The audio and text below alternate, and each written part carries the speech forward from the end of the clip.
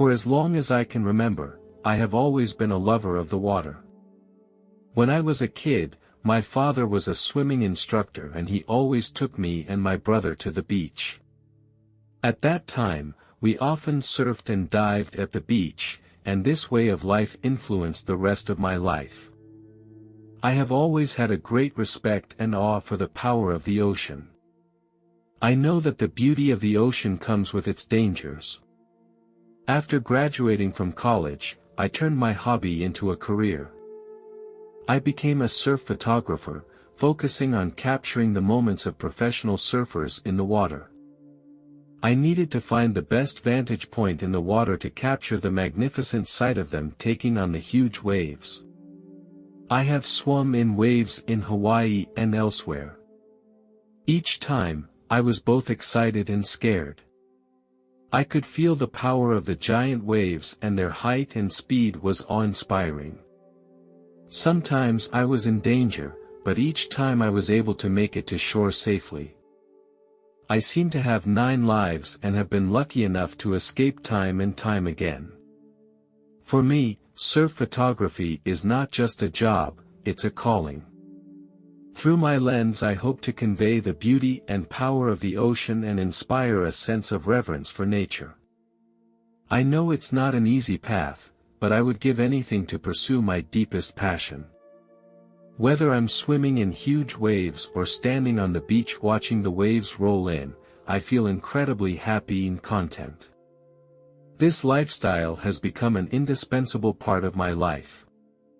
However, I am also aware of the dangers of the ocean, and on November 8, 2013, I experienced a terrible accident. The waves were unusually rough that day. The pulsating waves kept crashing against the shoreline, creating impressive swells. Even though I had experienced bigger waves, I felt an inexplicable sense of tension and unease in my mind that day. Some voice was telling me that this surfing might bring trouble. However, I ignored this warning because I was confident in my surfing skills. Every surf was a confrontation with the ocean. And I thought I could handle them. But at that very moment, a huge wave suddenly came at me that was higher than any wave that had come before. I struggled to control my balance and tried to avoid this huge wave, but it swiftly swept me in. I was knocked down by the tremendous impact and lost my sense of direction and balance. I was engulfed by the tumbling wave and my body was completely out of control. I tried to swim toward the surface, but I kept being pulled downward by the incoming current. I felt helpless and scared, I was in danger of drowning. I desperately searched for an escape, but my strength gradually ran out and my breathing became difficult. Suddenly, I appeared in a dark space. I could not see anything here. I felt very scared and confused. I was surrounded by walls. I reached out and groped the walls around me. I took each step carefully, trying to find a clue or an exit. I walked for a long time without finding any exit. The space was like an endless maze, with no exit at all. The walls stretched infinitely upward, as if I could not see its height. Every step I took was accompanied by the echo of my footsteps, which made my mood heavier. I put my hand on the wall and felt very cold. In this endless maze, the concept of time and space became blurred. I began to feel desperate and lonely, not knowing how to get out of this state. Suddenly, I noticed a faint light flickering, like a ray of hope. I kept staring at that faint light as if it was my only hope. It flickered in the darkness, bringing me a glimmer of warmth and comfort. I moved in the direction of that light, hoping to escape as soon as possible. My whole body was filled with courage and determination. I was getting closer to that light and I could feel its warmth. Eventually, I got out of that dark space. After entering the light, I saw a white tunnel. The tunnel continued upward. I began to move upward. The walls of the tunnel were smooth and white, emanating a sacred atmosphere. It was as if I was being lifted up by an invisible force that was guiding me forward. As I moved upward, my mind was filled with peace and happiness. Finally, I reached the end of the tunnel. A magnificent scene unfolded before my eyes. I had come to a beautiful place. The lush flowers and plants emitted a charming fragrance, and the clear lake shone with crystal light. I felt an overwhelming sense of peace and happiness, and my heart was filled with gratitude. Here, I felt true freedom and peace. Suddenly, I heard a beautiful piece of music. It was a kind of music I had never heard before.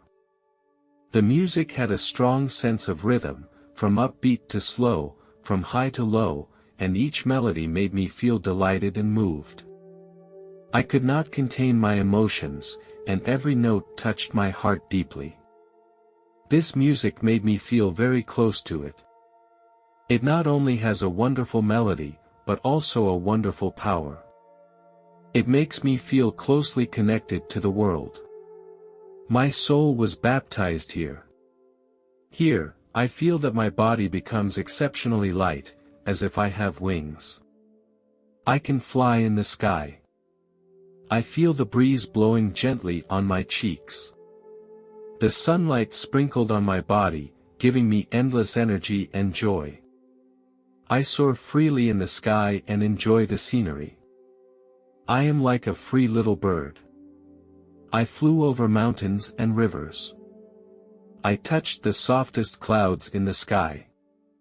A spectacular waterfall appeared before my eyes. The water drops down from high above, like floating silk.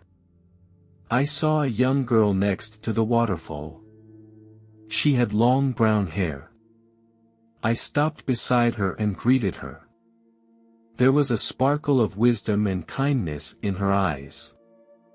I don't know why, but I felt a kindred spirit with her. I asked her curiously, "What is this place?" I had never seen such a beautiful sight. She replied gently, "This is heaven, a place of peace and beauty. Here, all pain and distress will disappear." Her words shocked and surprised me, and my mouth opened wide in disbelief.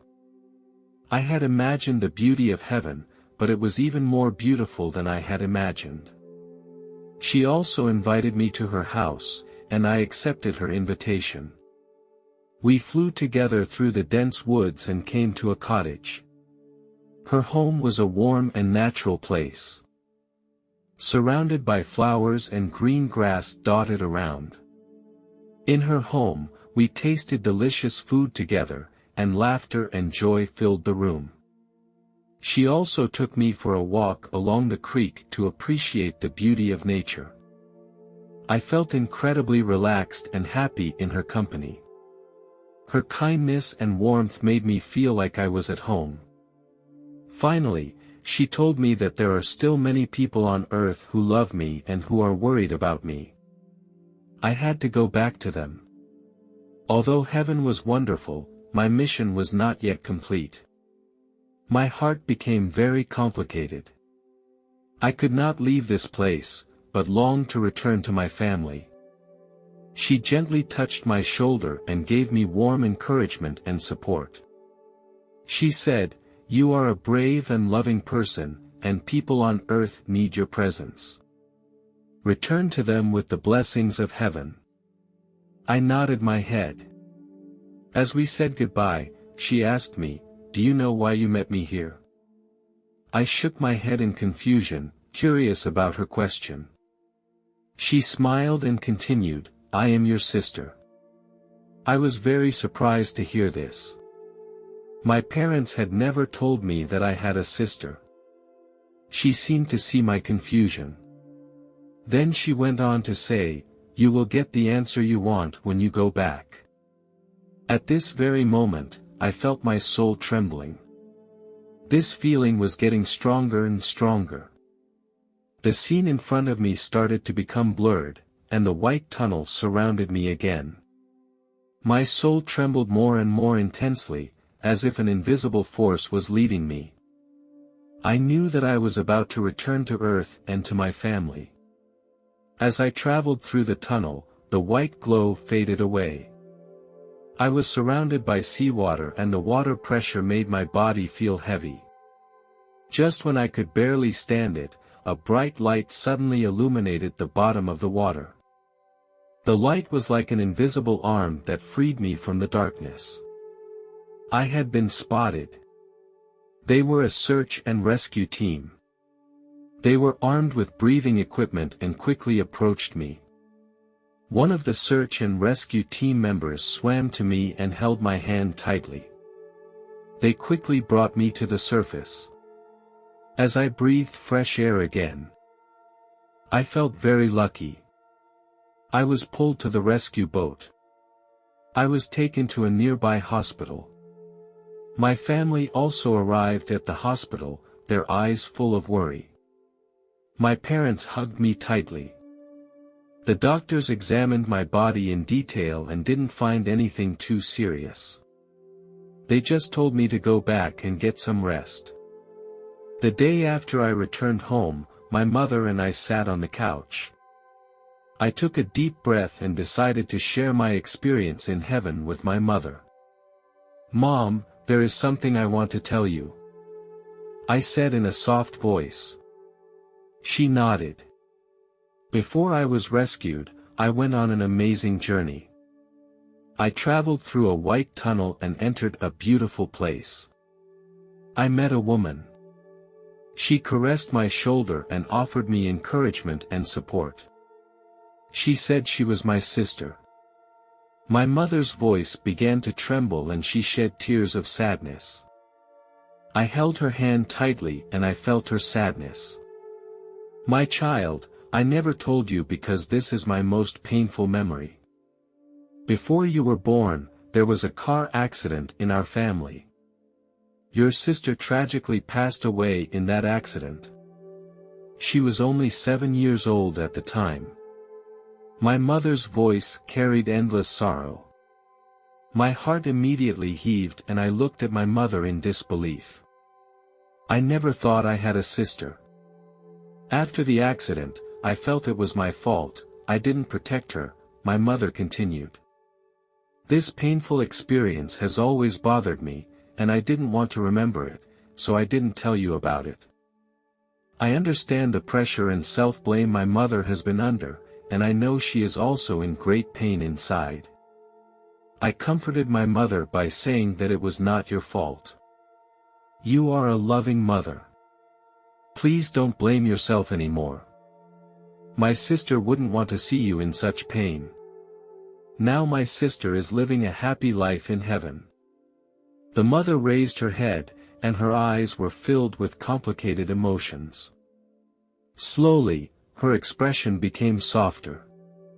Mother took a deep breath and then dried her tears. I hugged my mother tightly. And we felt each other's warmth and love.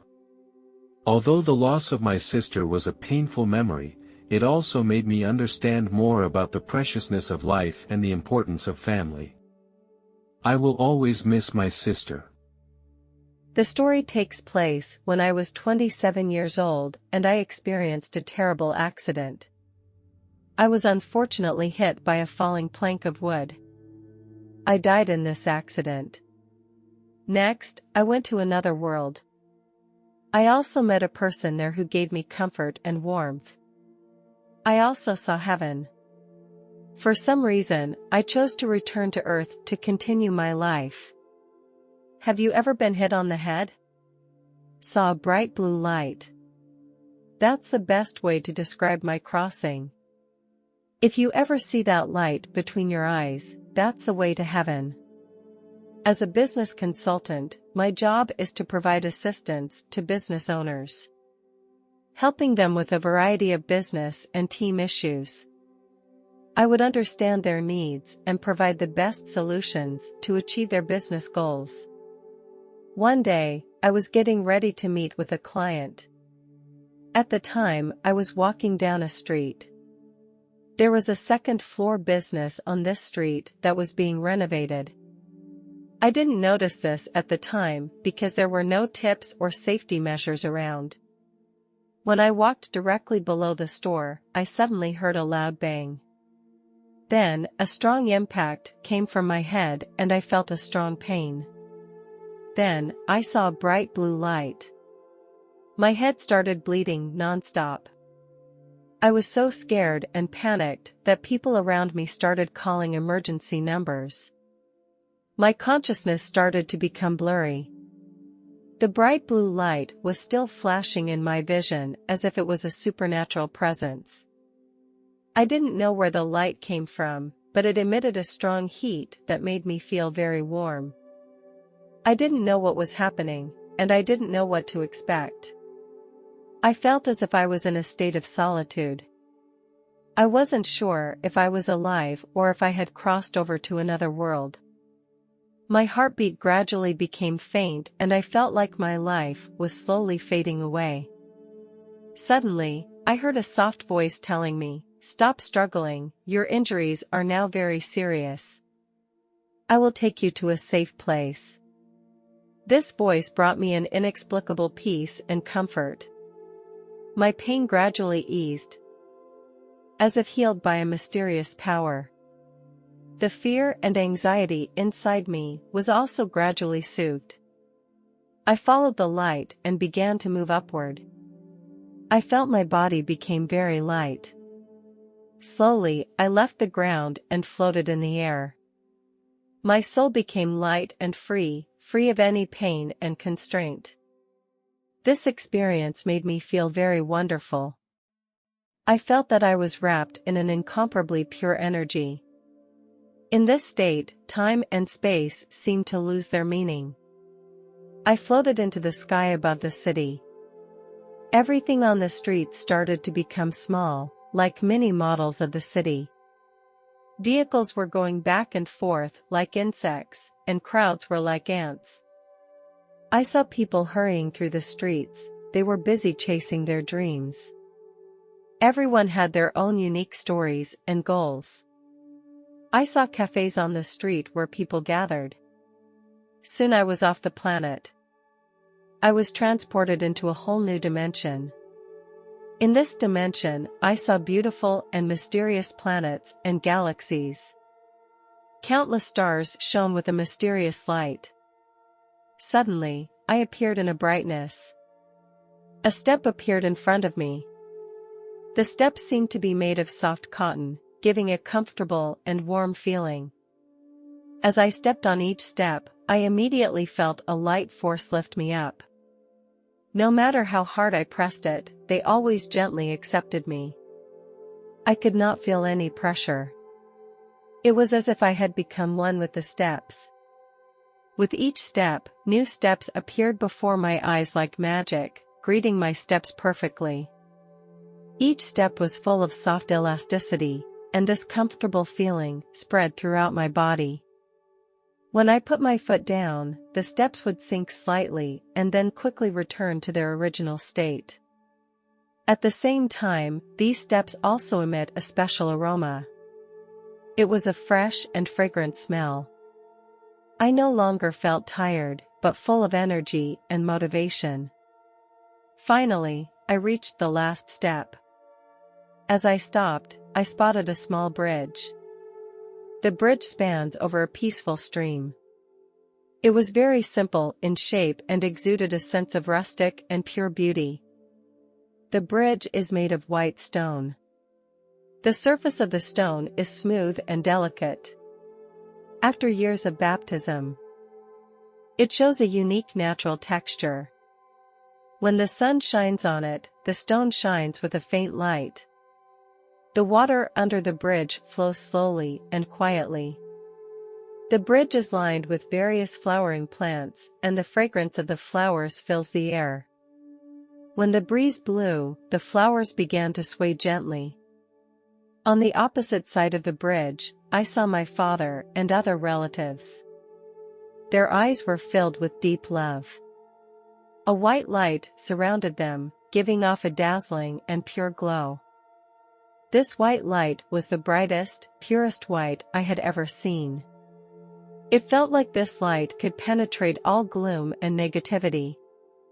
It was as if this light was a symbol of love that tied me to my loved ones.